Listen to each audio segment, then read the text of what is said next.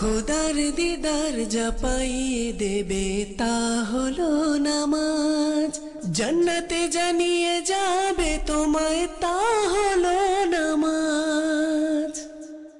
আলহামদুলিল্লাহি রাব্বিল আলামিন ওয়াসসালাতু ওয়াসসালামু আলা খাতামিন নাবিয়্যিন আম্মা বা'দ ফাআউযু বিল্লাহি মিনাশ শাইতানির রাজীম বিসমিল্লাহির রহমানির রহিম। আসসালাতু ওয়াসসালামু আলাইকা ইয়া রাসূলুল্লাহ, আসসালাতু ওয়াসসালামু আলাইকা ইয়া হাবিবাল্লাহ, আসসালাতু ওয়াসসালামু আলাইকা ইয়া নবিয়াল্লাহ ওয়া আলা আলিকা ওয়া সাহাবিকা ইয়া নূরাল্লাহ। মাদানী চ্যানেলের দর্শক শ্রোতা, দুরূদ শরীফের অসংখ্য অগণিত ফজিলত রয়েছে, যার মধ্যে হতে একটি খুবই সুন্দর ফজিলত হচ্ছে যা একটি হাদিস গ্রন্থে বর্ণিত রয়েছে। ক্বালা রাসূলুল্লাহ সাল্লাল্লাহু আলাইহি ওয়া আলিহি ওয়াসাল্লাম মান আদরাকা শাহরা রমজানা ওয়া লাম ইয়াসুমহু ফাকাদ শাকিয়া ওয়া মান আদরাকা ওয়ালিদাইহি আও আহাদাহুমা ফালাম ইয়াবিরহু ফাকাদ শাকিয়া ওয়ামান যুকিরতু ইনদাহু ফালাম ইউসাল্লি আলাইয়া ফাকাদ শাকিয়া। মাদানী চ্যানেলের দর্শক শ্রোতা, প্রিয় নবী রাসূল আরবি সাল্লাল্লাহু তাআলা আলাইহি ওয়া আলিহি ওয়াসাল্লাম ইরশাদ করছেন, যে ব্যক্তি রমজান পেল এবং রোজা রাখলো না নিশ্চয়ই সে দুর্ভাগা, এবং যে ব্যক্তি তার বাবা মা অথবা কোনো একজনকে পেল এবং তাদের সাথে ভালো আচরণ করলো না সেও দুর্ভাগা, এবং যার নিকট নবী করিম সাল্লাল্লাহু আলাইহি ওয়াসাল্লাম ইরশাদ করছেন, যার নিকট আমার আলোচনা হলো এবং সে আমার প্রতি দুরূদ শরীফ পাঠ করলো না সেও দুর্ভাগা। মাদানী চ্যানেল দর্শক শ্রোতা, খুব মনোযোগ দেওয়ার মতো হাদিস শরীফ যে রমজান মাস যখন চলে আর যারা রোজা রাখে না, শরীরে কোনো কারণ থাকে না, তারা কতই না দুর্ভাগা। অনুরূপ যারা তার মা বাবার খেদমত করে না তারা কতই না দুর্ভাগা। আর খুবই একটা সহজ আমল যে যখন নবী করিম সাল্লাল্লাহু আলাইহি সাল্লামের আলোচনা হবে তখন যেন দুরূদ শরীফ পাঠ করি, যারা এটাও করে না তারা কত বড় দুর্ভাগা। আল্লাহ তাআলা এই হাদিস শরীফের মধ্যে যে আমলের ব্যাপারে বলা হয়েছে সেই আমলগুলো অর্থাৎ রোজা, মা বাবার খিদমত, মা বাবার সাথে ভালো ব্যবহার এবং দুরূদ শরীফ পাঠ করার মহান আল্লাহ তাআলা আমাদেরকে তৌফিক দান করুক। সাল্লু আলাল হাবিব সাল্লাল্লাহু আলাইহি ওয়া আলিহি ওয়াসাল্লাম। মাদানী চ্যানেলের দর্শক শ্রোতা, পবিত্র মাহে রমজান উপলক্ষে মাদানী চ্যানেল বাংলার বিশেষ অনুষ্ঠান আসুন নামাজ শিখি, এই অনুষ্ঠানে আপনাদের সবাইকে জানাই অনেক অনেক শুভেচ্ছা ও স্বাগতম। আলহামদুলিল্লাহি তাআলা আমরা এই অনুষ্ঠানে নামাজ সম্পর্কে আলোচনা করি। আর নামাজের ব্যাপারে তো সবাই জানে যে নামাজ হচ্ছে সকল কল্যাণের মূল, এর মাধ্যমে সকল কল্যাণ অর্জিত হয় এবং সকল বিপদ আপদ অনিষ্টতা দূর হয়। তো আমরা যদি আমাদের নামাজ শুদ্ধ করে নিতে পারি, আল্লাহ তাআলা চাইলে আমরা অন্যান্য ইবাদতেও সফল হতে পারবো, গুনাহ থেকেও বাঁচতে পারবো, অশ্লীলতা থেকে বাঁচতে পারবো। সুতরাং আমাদের সহিশুদ্ধভাবে নামাজ আদায় করা দরকার। এই জন্যই মাদানী চ্যানেল বাংলার এই আয়োজন। এর মধ্যে আমরা কুরআন, হাদিস, নামাজ সংশ্লিষ্ট বিভিন্ন আয়াত এবং বিভিন্ন হাদিস শরীফ এই অনুষ্ঠানে আলোচনা করি এবং এই অনুষ্ঠানে নামাজের বিভিন্ন বিষয় সম্পর্কে বিস্তারিত জানতেও পারি, শিখতেও পারি, সেই বিবরণী সম্পর্কে শুনতেও পারি। তো আমরা পূর্ববর্তী অনুষ্ঠানগুলোতে নামাজের ফজিলত সম্পর্কে আলোচনা করেছি, নামাজ না পড়ার শাস্তি সম্পর্কে আলোচনা করেছি, নামাজ কেমন বিনয়িতা সহকারে হওয়া দরকার সে বিষয়ে আলোচনা করেছি। পরবর্তীতে আমরা নামাজের শর্তাবলীর মধ্যে খুব বিশ্লেষণ সহকারে আমরা তাহারাত সম্পর্কে জেনেছি, শরীরের পবিত্রতা, কাপড়ের পবিত্রতা সম্পর্কে জেনেছি। তারপর আমরা পর্যায়ক্রমে সতর ঢাকা সম্পর্কে বিস্তারিত জেনেছি এবং খুবই গুরুত্বপূর্ণ মাসলা যেটাকে আমরা বলি কিবলামুখী হওয়া, কিবলার দিকে ফিরে যে আমরা নামাজ আদায় করি এর বিস্তারিত বর্ণনা কি সেই সম্পর্কেও আমরা জেনেছি। জি মাদানী চ্যানেলের দর্শক শ্রোতা, অবশ্যই যারা এখনও এই পর্বগুলো দেখেননি কোনো ব্যস্ততার কারণে, তো তাদেরকে অনুরোধ করব মাদানী চ্যানেল বাংলা আর যে ইউটিউব চ্যানেলটি রয়েছে সেগুলোর মধ্যে এই এপিসোডগুলো আপলোড করে দেয়া হবে। তো অবশ্যই এই বিষয়গুলো দেখে নেবেন এবং যারা দেখে নিয়েছেন তাদেরকে বলবো বারবার দেখবেন যেন এই বিষয়গুলো আত্মস্থ হয়ে যায় এবং সঠিকভাবে বুঝে আসে, মুখস্থ হয়ে যায়। কারণ এগুলো প্রায় ফরজ উলুম, যেগুলো শিক্ষা করা আমাদের উপর ফরজ। মদিনী চ্যানেলের দর্শক শ্রোতা, আজও একটি শর্ত নিয়ে আলোচনা করব। নামাজের একটি শর্ত হলো সময়সীমা, অর্থাৎ প্রত্যেক ওয়াক্তের নামাজ তার সময় অনুযায়ী পড়া, আদায় করা, এটা কিন্তু জরুরি। এটাও নামাজের শর্ত। যদি সময় অনুযায়ী আদায় করা না হয় তাহলে কিন্তু সেটা নামাজ আদায় হয় না, বরং কাজা হয়ে যায়। নামাজের সময় সম্পর্কে মহান আল্লাহ তাআলার একটি বাণী শ্রবণ করি। ক্বালা আল্লাহু তাআলা ইন্নাস সালাতা কানাত আলাল মুমিনিনা কিতাবাম মাওকুতা, অর্থাৎ নিঃসন্দেহে নামাজ ঈমানদারদের উপর ফরজ নির্ধারিত সময়ে। তো এখানেও মহান আল্লাহ তাআলা কিন্তু আমাদের উপর নামাজ ফরজ করেছে, সেই বিষয়ে আমাদেরকেও জানাচ্ছেন। এই আয়াতের মাধ্যমে মহান আল্লাহ তাআলা আমাদেরকে জানাচ্ছেন, নির্দেশ দিচ্ছেন নামাজের ফরজের ব্যাপারে, নামাজ যে তিনি আমাদের উপর ফরজ করেছেন। আবার এর সাথেই কিন্তু ফরজিয়াতের সাথে সাথে কিন্তু সময়টাকে মহান আল্লাহ তাআলা ব্যক্ত করে দিয়েছেন। সুতরাং সময়ের গুরুত্ব কিন্তু ভুললে চলবে না। মহান আল্লাহ তাআলা আরও একটি আয়াতে ইরশাদ করেন, যা সূরা রুমের একটি আয়াত, ফাসুবহানাল্লাহি হিনা তুমসুনা ওয়া হিনা তুসবিহুন ওয়ালাহুল হামদু ফিস সামাওয়াতি ওয়াল আরদি ওয়া আশিয়ান ওয়া হিনা তুযহিরুন, অর্থাৎ আল্লাহ তাআলার পবিত্রতা স্মরণ করো, ব্যক্ত করো যখন সন্ধ্যা হবে। এই আয়াতের মাধ্যমে, এই অংশের মাধ্যমে নামাজে মাগরিব এবং ইশাকে বোঝানো হয়েছে, এবং যখন সকাল হবে। আর এটার মধ্যে পবিত্রতা বর্ণনা করার দ্বারা ফজরের নামাজ বোঝানো হয়েছে। এবং তারই প্রশংসা করো নবমণ্ডল এবং ভূমণ্ডলে, আসমান এবং জমিনে, এবং অপরাহ্নে এবং মধ্যাহ্নে। এই আয়াতের মাধ্যমে মহান আল্লাহ তাআলা নামাজে আসর এবং নামাজে জোহরের কথাও বলেছেন। মানে এই আয়াতের মাধ্যমে মহান আল্লাহ তাআলা ওনার হামদ এবং শুকরের ব্যাপারে, তাসবিহ করার ব্যাপারে আমাদেরকে সকাল সন্ধ্যা এবং বিভিন্ন সময়ে, অর্থাৎ জোহরের সময়, আসরের সময়, মাগরিবের সময়, ইশার সময়, ফজরের সময় আল্লাহ তাআলার জিকির করতে বলেছেন। আর এই জিকিরগুলো দ্বারা হচ্ছে নামাজের উদ্দেশ্য। সুতরাং আমাদেরকে সময় মতো নামাজ আদায় করতে হবে। আর কি এই ব্যাপারে কিছু হাদিস শরীফ আমরা শ্রবণ করব।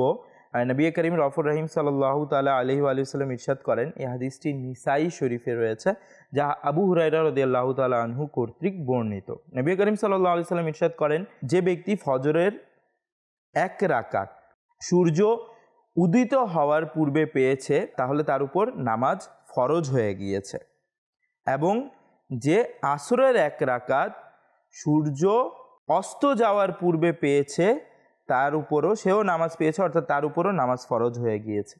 অর্থাৎ কোনো একটা মুসলিম বালক, সে যদি প্রাপ্তবয়স্ক হয়, আর সেই সময়টা যদি কতটুকু থাকে, সেই সময়টা এমন যে সে তাকবীরে তাহরিমা বলতে পারবে আসরের পূর্বে, কিংবা অর্থাৎ সূর্য উদিত হওয়ার পূর্বে কিংবা সূর্য অস্ত যাওয়ার পূর্বে, এই সময়টাতে সে যদি প্রাপ্তবয়স্ক হয়ে যায় আর এতটুকু সময় পায় যে সময়ে সে তাকবীরে তাহরিমা বলে নামাজে অংশগ্রহণ করতে পারবে, তাহলে কিন্তু সেই ওয়াক্তের নামাজ তার উপর ফরজ হয়ে যাবে। সেই সময় যদি ততটুকু সময় না থাকে যে সে নামাজ পুরা করবে, পরবর্তীতে কিন্তু সেই কাজাটা আদায় করে দিতে হবে। এটাই কিন্তু এই হাদিস শরীফের মাধ্যমে আমরা জানতে পারি। তারপর তিরমিজির মধ্যে রাফে বিন খাদিজ রাদিয়াল্লাহু তাআলা আনহু হতে বর্ণিত, নবী করিম সাল্লাল্লাহু আলাইহি সাল্লাম ইরশাদ করেন, ফজরের নামাজ আলোতে আদায় করো, এর মধ্যে অনেক বড় সওয়াব রয়েছে। তারপর আনাস রাদিয়াল্লাহু তাআলা আনহু থেকে বর্ণিত রয়েছে, এর মাধ্যমে তোমাদের ক্ষমা হয়ে যাবে।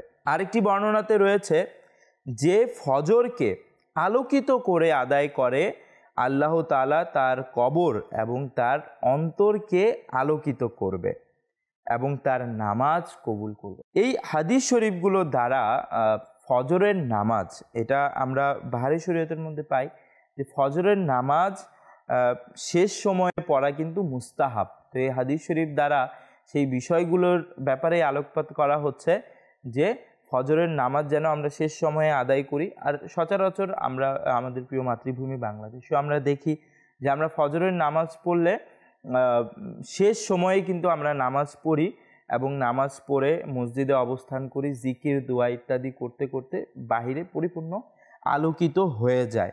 আল্লাহ তাআলা আমাদেরকে বরকত দান করুক। নবী করিম সাল্লাল্লাহু তাআলা আলাইহি ওয়া আলিহি ওয়াসাল্লাম আরও ইরশাদ করেন জোহরের ব্যাপারে, জোহরকে ঠান্ডা করে পড়ো, কেননা প্রচণ্ড গরম জাহান্নামের একটা অংশ, কিন্তু প্রচণ্ড গরম। আর এই ব্যাপারে সহিহ বুখারীতে বাবুল আযান লিল মুসাফিরিন এর অধ্যায়ে রয়েছে যে আবু যর রাদিয়াল্লাহু তাআলা আনহু বলেন যে আমরা রাসূলুল্লাহ সাল্লাল্লাহু তাআলা আলাইহি ওয়া সাল্লামের সাথে সফরে ছিলাম। তো মুয়াজ্জিন আজান দিতে চাইলো, নবী করিম সাল্লাল্লাহু আলাইহি সাল্লাম ইরশাদ করলেন ঠান্ডা করো, শীতল করো। পুনরায় সে ইচ্ছা পোষণ করলো, তো নবী করিম সাল্লাল্লাহু আলাইহি সাল্লাম বললেন ঠান্ডা করো। তারপর সে আবার ইচ্ছা পোষণ করলো, তো নবী করিম সাল্লাল্লাহু আলাইহি সাল্লাম বললেন ঠান্ডা করো। এমনকি ছায়া টিলা অথবা ক্ষুদ্র পাহাড়, যেটাকে ইংলিশে হিল লক বলা হয়, সেই সমপরিমাণ হয়ে গিয়েছিল। তো অর্থাৎ যখন বিকেল, যেটাকে বলি দুপুর পেরিয়ে গেলে, দুপুরের শেষ অংশে নবী করিম সাল্লাল্লাহু তাআলা আলাইহি ওয়া আলিহি ওয়াসাল্লাম যখন একটু ঠান্ডার সময় চলে আসে, ঠান্ডা হয়ে যায়, রৌদ্রের তীব্রতা কমে আসে, তখন নবী করিম সাল্লাল্লাহু তাআলা আলাইহি ওয়া আলিহি ওয়াসাল্লাম নামাজ পড়ার ব্যাপারে বলেছেন। তো মাসলাও এটি যে জোহরের যে মুস্তাহাব সময়, জোহরের মুস্তাহাব সময় হচ্ছে যদি ঠান্ডার দিন হয় তাহলে প্রাথমিক পর্যায়ে পড়ে নেওয়া হচ্ছে জোহরের মুস্তাহাব সময়, এবং যদি গরমের দিন হয়, তীব্র গরম থাকে, তাহলে শেষ ভাগে নামাজ আদায় করা হচ্ছে জোহরের মুস্তাহাব সময়। মদিনী চ্যানেলের দর্শক শ্রোতা, ফজরের সময় হচ্ছে সুবহে সাদিক থেকে নিয়ে যখন সূর্যের কিরণ প্রজ্বলিত হওয়া, চমকানো শুরু করে দেয় সেই পর্যন্ত। তো সুবহে সাদিক দ্বারা উদ্দেশ্য হচ্ছে একটা আলো যেটা পূর্ব দিকে, যেখান থেকে সূর্য উদিত হয় সেখানে সেটার উপরে সেই আলোটা আসমানের কিনারায় দেখা যায় এবং পরবর্তীতে সেটা বাড়তে থাকে, এমনকি সেটা বাড়তে বাড়তে পুরো আসমানকে ঘিরে নেয়। তো সেই ছোট আলোটা যখন আসে তখন সেটাকে কি বলা হয়, সেটাকে সুবহে সাদিকের সময় বলা হয়। আর জোহরের সময় অথবা জুমার সময় একই সময়। আর জোহর আর জুমার যে আমি মুস্তাহাব সময়টা বলেছিলাম যে শীতের দিন প্রাথমিক পর্যায়ে এবং অর্থাৎ প্রাথমিক সময়ে প্রথম দিকে এবং গরমের দিন শেষের দিকে নামাজ পড়া মুস্তাহাব জোহরের। তো ঠিক তেমনিভাবে জুমার নামাজটিও তদ্রূপ। তারপর এটার সময় হচ্ছে কি, যখন সূর্য ঢলে পড়ে তখন থেকে নিয়ে যখন প্রতিটি জিনিসের ছায়া 2 বা ততোধিক হয়ে যায় সেই সময় পর্যন্ত হচ্ছে জোহরের সময়। আর আসরের সময় হচ্ছে যখন মানুষের কোনো মানুষ কিংবা অন্যান্য বস্তুর ছায়া যখন তার আসলের 2টি হয়ে যায় অথবা এর থেকে বেশি হয়ে যায়, তখন থেকে নিয়ে সূর্য অস্ত যাওয়া পর্যন্ত হচ্ছে আসরের সময়, এবং সূর্য উদিত হওয়া থেকে কিন্তু মাগরিবের সময় শুরু হয়। তো এইভাবে করে কিন্তু প্রত্যেকটি নামাজের সময় নির্ধারিত রয়েছে। আর পূর্বেকার যুগে চন্দ্র সূর্য এগুলো দেখে বা এই ছায়ার যেভাবে এখানে এসছে, এই ছায়া দেখে কিন্তু সময়ের ব্যাপারে বলা হতো। কিন্তু এখন টেকনোলজির যুগ, তো আমরা মোবাইলের মাধ্যমে এবং বিভিন্ন সফটওয়্যারের মাধ্যমে কিন্তু সেই সময়ের ব্যাপারে, সঠিক সময়ের ব্যাপারে জানতে পারি। আমাদেরকে যেটাকে ইলমুত তাওকিদ বলা হয়, সময় শাস্ত্র, সময়ের জ্ঞান, সেটা আমাদের অর্জন করতে হয় না। তো আমরা এইভাবে করে জেনে যেতে পারি। তারপর আসরের মুস্তাহাব সময় কিন্তু শেষের দিকে, এমন যেন না হয় যে মাকরু ওয়াক্ত শুরু হয়ে যায়। মাকরু ওয়াক্ত কি সেই ব্যাপারে আমরা আলোচনায় আসছি। তো মাকরু ওয়াক্ত যেন মাকরু সময় যেন শুরু না হয়ে যায় সেটার দিকে খেয়াল রেখে সেটার পূর্বে যেন আসরের নামাজ শেষ করতে পারি, এমন সময় শুরু করা হচ্ছে আসরের মুস্তাহাব সময়। এবং মাগরিবের মুস্তাহাব সময় হচ্ছে যখন থেকে মাগরিবের সময় শুরু হয়ে যায় শুরুর দিকে মাগরিবের নামাজ পড়ে নেয় কিন্তু মুস্তাহাব। আর এশার নামাজের মুস্তাহাব সময় হচ্ছে রাতের 1/3 শেষের ভাগে এশারের হচ্ছে মুস্তাহাব সময়। তো এইভাবে আমরা মুস্তাহাব সময় যদি মেনটেন করে নামাজ পড়ি তাহলে আমাদের সওয়াব বেশি হবে, আমরা মুস্তাহাব সময়কেও অন্তর্ভুক্ত করে নিতে পারবো। মাদানী চ্যানেলের দর্শক শ্রোতা, কিছু মাকরু সময় রয়েছে যে সময়ের মধ্যে বিভিন্ন ইবাদত, নামাজ পড়া, কোরআন তেলাওয়াত করা থেকে আমাদেরকে নিষেধ করা হয়েছে। সেই সময় সম্পর্কে আমরা জানব। মাদানী চ্যানেলের দর্শক শ্রোতা, সূর্য উদয় থেকে নিয়ে 20 মিনিট পর্যন্ত সকালে সেটা হয় মাকরু সময়। তারপর সূর্য অস্তের 20 মিনিট পূর্ব থেকে অস্ত যাওয়ার আগ পর্যন্ত, আসরের পরের সময় যে হয় সূর্য অস্ত যাওয়ার 20 মিনিট আগ থেকে নিয়ে মাগরিবের ওয়াক্ত শুরু হওয়া পর্যন্ত, সূর্য অস্ত যাওয়া পর্যন্ত এটা মাকরু সময়। তারপর দিনের মধ্যভাগে দাহওয়ায়ে কুবরা থেকে শুরু করে সূর্য পশ্চিম দিকে ঢলে পড়ার পূর্ব পর্যন্ত, অর্থাৎ জোহরের সময় হওয়া পর্যন্ত কিন্তু এটাও মাকরু সময়। তো এই 3টি সময় হচ্ছে মাকরু সময়। এই 3টি সময়ে কোনো নামাজ জায়েজ নেই। ফরজ, ওয়াজিব, নফল, কাজা ইত্যাদি কোনো নামাজই হোক না কেন এটার মধ্যে জায়েজ নেই। হ্যাঁ, যদি ওই দিনের আসরের নামাজ না পড়ে থাকে কেউ, তাহলে সেই সময় যদি আসরের নামাজটা পড়ে নেয় তাহলে সে কাজা নামাজ আদায় করতে পারবে, কিন্তু সেই সময় অন্যান্য নামাজ, অন্যান্য কাজা নামাজ কিংবা অন্যান্য নফল নামাজ জায়েজ নয়। তারপর কেউ যদি নামাজ শুরু করে দিয়েছে আর শুরু করে দেওয়ার পর, অর্থাৎ সঠিক সময়ে মাকরু সময়ে ছাড়া নামাজ শুরু করেছিল ওয়াক্ত থাকাকালীন, কিন্তু পরবর্তীতে মাকরু সময় চলে এসছে, তাহলে এমন করা উচিত নয়, আগেই পড়ে ফেলা উচিত। কিন্তু যদি এরকম হয়ে যায় তাহলে কোনো সমস্যা নেই। তারপর অযথা অনর্থক কোনো শরীর কারণ ছাড়া এতটুকু বিলম্ব করা হারাম যে মাকরু সময় শুরু হয়ে যাবে আর মাকরু ওয়াক্তে কেউ নামাজ আদায় করবে। সূর্যাস্তের কমপক্ষে 20 মিনিট পূর্বে আসরের নামাজের সালাম ফিরিয়ে নেওয়া উচিত। যেমন আলা হযরত ইমাম আহমদ রেজা খান আলাইহি রহমাতুর রহমানের ফরমান হচ্ছে, বাণী হচ্ছে, আসরের নামাজ যতই দেরিতে পড়া হয় ততই উত্তম, তবে মাকরু সময়ে আসার পূর্বেই যেন আদায় করে নেওয়া হয়। অতঃপর যদি সতর্কতা অবলম্বন করার পর নামাজকে এতটুকু লম্বা করে দেয় যে নামাজের মধ্যভাগে মাকরু ওয়াক্ত এসে যায়, তারপরেও কোনো অসুবিধা নেই, নামাজ হয়ে যাবে। মাদানী চ্যানেলের দর্শক শ্রোতা, আমরা নামাজের সময়সূচি, প্রত্যেকটি কাজ সময় অনুযায়ী করা ভালো। আর এটা এত গুরুত্বপূর্ণ কাজ, আল্লাহ তাআলার ফরজ ইবাদত, তো এটার মধ্যে সময়, টাইম মেনটেন করা তো খুবই জরুরি। আমরা চেষ্টা করব মুস্তাহাব সময়ে নামাজ আদায় করার, আর যদি সম্ভব হয়, আর যদি সম্ভব না হয় তাহলে কমপক্ষে সময় মতো যেন আমরা নামাজ আদায় করি। যারা পুরুষ রয়েছি জামাত সহকারে নামাজ আদায় করি, আর যারা ইসলামী বোনরা রয়েছে তারা ঘরে সময় মতো মুস্তাহাব সময়কে ফলো করে যদি নামাজ আদায় করতে পারি তাহলে ভালো। আর মাকরু ওয়াক্ত থেকে আমাদের বেঁচে থাকতে হবে। মাকরু ওয়াক্তে যেন আমরা নামাজ ইত্যাদি না পড়ি, ফরজ, ওয়াজিব, নফল কোনো নামাজ না পড়ি, সেই ব্যাপারে আমাদেরকে খেয়াল রাখতে হবে। মাদানী চ্যানেলের দর্শক শ্রোতা, নামাজের সময়ের মাধ্যমে কিন্তু, নামাজের সময় মেনটেন করার মাধ্যমে আমরা নিজের শিডিউল, আমাদের দৈনন্দিন রুটিনও কিন্তু, ডেইলি রুটিনও কিন্তু আমরা এটাকে ইমপ্রুভ করতে পারি। এটা কিন্তু আমাদের একটা শিক্ষা। একজন মুসলমানের সময়সূচি নামাজের মধ্য দিয়ে হওয়া দরকার, যেভাবে তার আখিরাতও উজ্জ্বলিত হয়ে যাবে ইনশাআল্লাহ তাআলা, দুনিয়াতেও পার্থিব জীবনেও সে সফলকাম হতে পারবে। আল্লাহ তাআলা আমাদেরকে সঠিক সময়ে একাগ্রতার সাথে, বিনয়তার সাথে নামাজ আদায় করার তৌফিক দান করুক, আর প্রতিটি কাজ তার সময় অনুযায়ী আদায় করার তৌফিক দান করুক।